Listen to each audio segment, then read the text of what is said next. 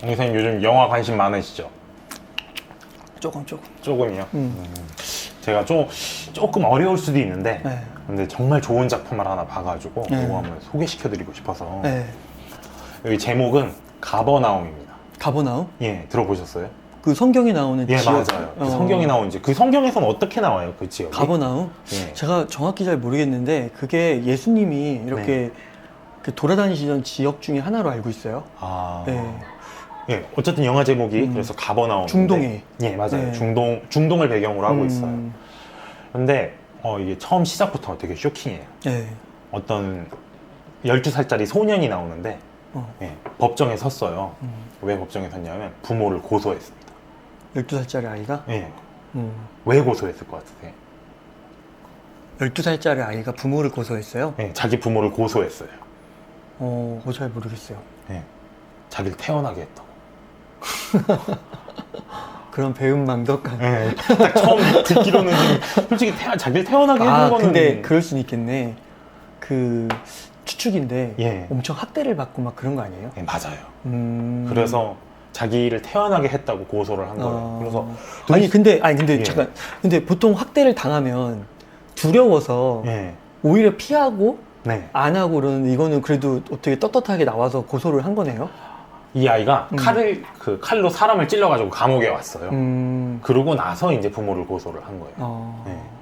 그럼 도대체 어떤 삶을 살았길래 부모를 고소하게 됐느냐? 이게 주인공 소년 이름이 자인이에요. 자인이 이제 나이도 정확히 몰라요. 출생증명서가 없어요. 애는 낳았는데 부모가 신고도 안 한 거예요. 그래서 한 12살쯤 됐는데 뭐 학교도 안 가고 부모를 도와서 그 불법 약물을 팔아요. 처방전을 위조해가지고 약국에 가서 그 약간 정신성 의약품 이런 걸 받아가지고 그걸 이제 녹여서 팔고 막 이래고. 아무래도 먹고 사는 게 좀 힘들겠죠. 예, 네, 그런 환경. 그러니까 범죄자 집안이었던 거죠.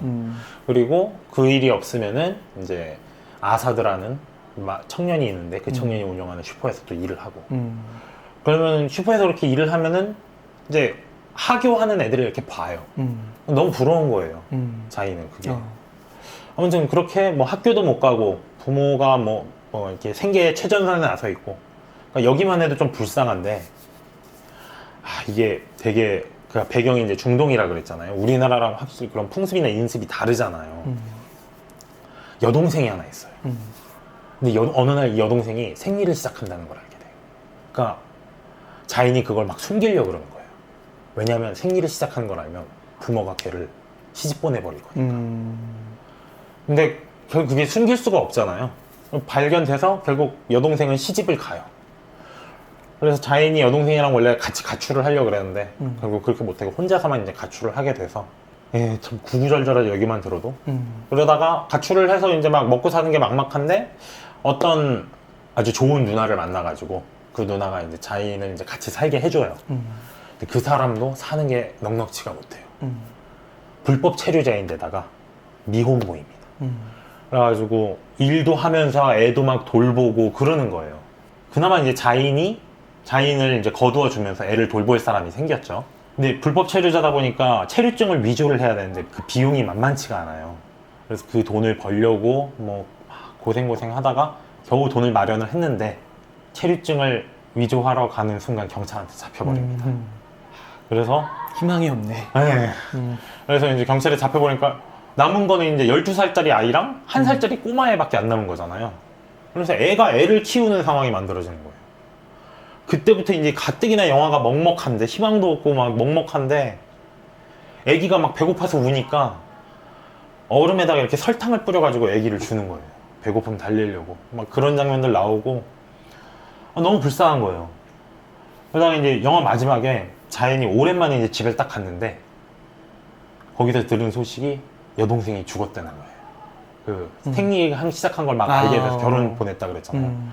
왜 죽었냐 그러니까 11살 나이에 임신을 해가지고 하혈이 너무 심해서 출산하다가? 출산이 아니라 그냥 임신한 것만으로도 하혈이 너무 심해서 출혈이 너무 심해서 죽었다는 거예요.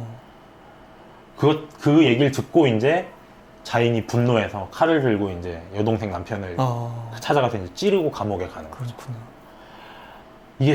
정말 이게 과연 이런 일이 21세기에 벌어지고 있다는 게 좀 놀라울 정도로. 그 21세기 얘기예요?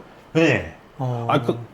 솔직히 보면서 저도 이런 게 실제로 벌어지진 않겠지 싶었는데 감독이 인터뷰를 했어요.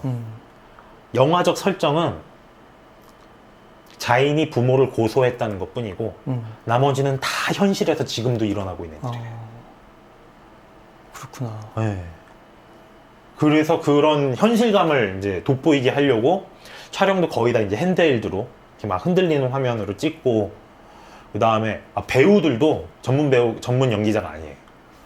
그 난민 아니면 뭐 불법 체류자, 그리고 길에서 껌 파는 소녀 막 이런 애들 캐스팅해서 영화를 찍었다 그러더라고요. 그래서 되게 생생하고 사실감 있는 모습을 보여주는데 인터뷰에 따르면 그게 현실이었다는 거죠.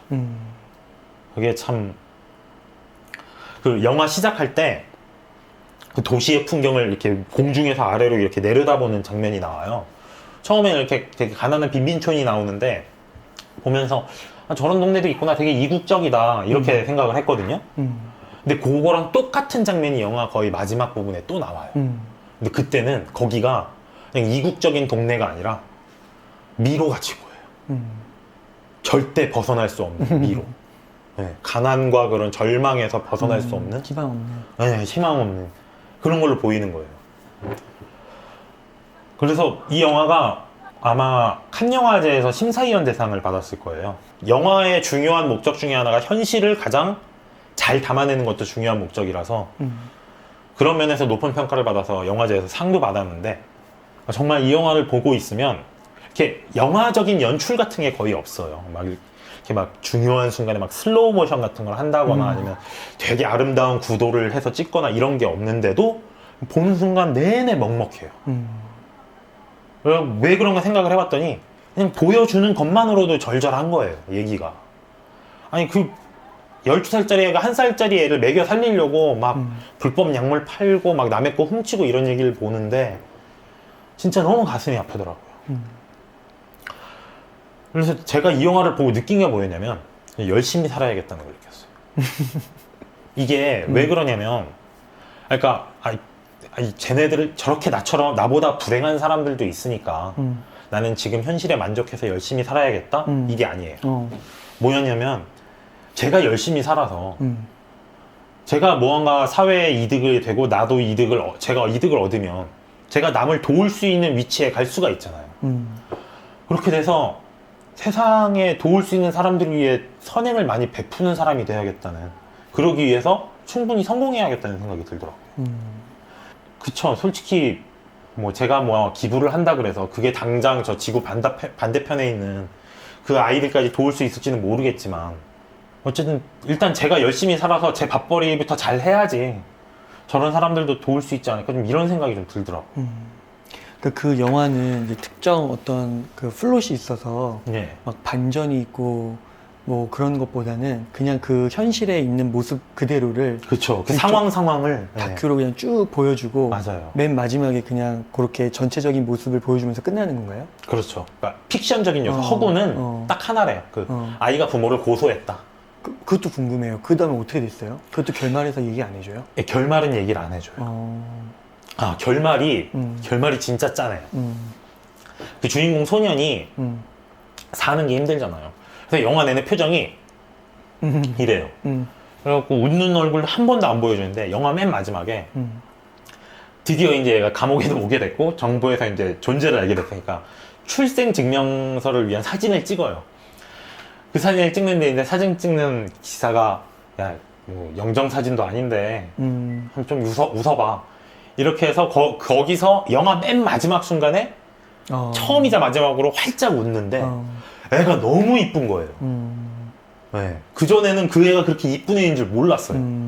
맨날 표정이 뚱 해가지고 그냥 뭐 보통 남자 이랬는데 딱 웃으니까 쌍꺼풀도 짙고 엄청 잘생긴 거예요. 예쁘고. 아니, 이렇게 예쁜 애였는데 그렇게 힘들게 살았다니 이게 참 가슴이 짠하게 오더라고요, 그게. 그래서 이 영화 제목이 가버나움인데 옹 이사님도 그렇고 이런 영화는 한 번쯤 봐야 된다고 생각을 해요. 우리가 살아가고 있는 현실이라는 게 그렇죠. 대한민국이라는 울타리도 생각보다 좁은 거예요. 그걸 넘어가면 정말 우리 도움이 필요한 사람들이 정말 많고 그런 사람들의 모습을 보면 여러분들 열심히 살아야겠다는 생각이 들 수밖에 없을 거라고 생각해요. 그래서 더 좋은 세상을 만들어야지. 딸이 있으시잖아요. 그 따님이 사는 세상은 더 아름다운 세상이었으면 좋겠잖아요. 맞아요. 저는 자식이 없는데도 그 영화를 보니까 자인이 앞으로 살아갈 세상이 훨씬 더 아름다웠으면 좋겠다. 윤피디님이 들더라고요. 저희가 어떻게 보면은 저는 이제 주로 이렇게 표현하는 게 맞는지 모르겠지만 약간 이제 개인이나 네. 내가 속한 조직, 그러니까 약간 미시적으로 보는 거죠. 근데 이제 어떻게 보면은 윤피디님은 굉장히 거시적으로 네. 그리고 이제 뭐 세계 시민적이라고 해야 되나? 그런 정체성을 갖고 네. 보신 것 같아요. 예. 그러니까 어떻게 보면은 진짜 제가 그동안 이렇게 막 접해보거나 직접 보지 못한 그런 내용인데 네. 실제 현실에서는 존재하고 있고 엄연한 하나의 현실로 돌아가고 있는 거죠. 그렇죠. 그런 부분도 충분히 생각하면서 우리가 살아가야 될 것 같습니다. 그래야 이제 우리도 세계 시민의 그런 정체성 그런 거에 걸맞게 살아갈 수 있으니까. 근데 참 그런 생각 들어요. 요즘에 경기가 어렵다 보니까 네. 이게 이제 그렇게 좀 거시적으로 시각을 갖는 게 참 쉽지만은 않을 것 같아요. 실제로 그 기부나 네. 이런 선행도 많이 줄고 있다고 그러더라고요. 매해. 저는 그래서 체인지 그라운드 들어오기 전에는 제가 기부를 할 거라고 생각을 못 했는데 이게 좀 적은 금액이긴 하지만 그러니까 제 나름대로 제가 돈을 벌잖아요. 네. 그거를 어느 이렇게 쓰는 거에 대해서 좀 퍼센테이지를 나눠놨어요. 근데 그 중에 하나가 버는 돈의 1%는 무조건 기부를 한다. 좋네요. 그 네. 냉정한 이타주의자에도 그 내용 나오잖아요. 그 의사 선생님이 고민하는 게 내가 아프리카로 가야 되냐, 아니면 영국에 남아서 그쵸. 돈을 많이 벌어서 더 기부액을 늘려서 그렇게 할 것이냐. 근데 이제 어떻게 보면 냉정한 이타주의자에서 말하는 거는 그게 더 영향력이 있을 수 있다는 거죠. 후자. 그쵸. 꼭 거기 가서 이렇게 봉사활동을 하는 것보다는 오히려 저 같은 성격이면 제가 막 이런 봉사활동을 하는 거기랑 관련된 일 같은 거를 경험이 없잖아요. 네. 근데 무턱대고 가가지고서는 도와주겠다고 해서 오히려 방해하는 것보다는 오히려 기부를 하는 게 더 나을 수도 있겠죠. 전 그래서 지금 돈을 많이 벌어서 지금 1%씩 기부한다 그랬잖아요. 그래서 그게 막 10만 원, 100만 원, 1000만 원 막 이렇게 됐으면 좋겠어요. 네. 예. 자기 1000만 원을 1%로 기부하려면 얼마를 벌어야 되는 거죠? 공 2개 붙여야지. 공 10억? 10억? 아, 그때는 그냥 10%로 늘리는 걸로. 네, 그래야 될 것 같네요. 네.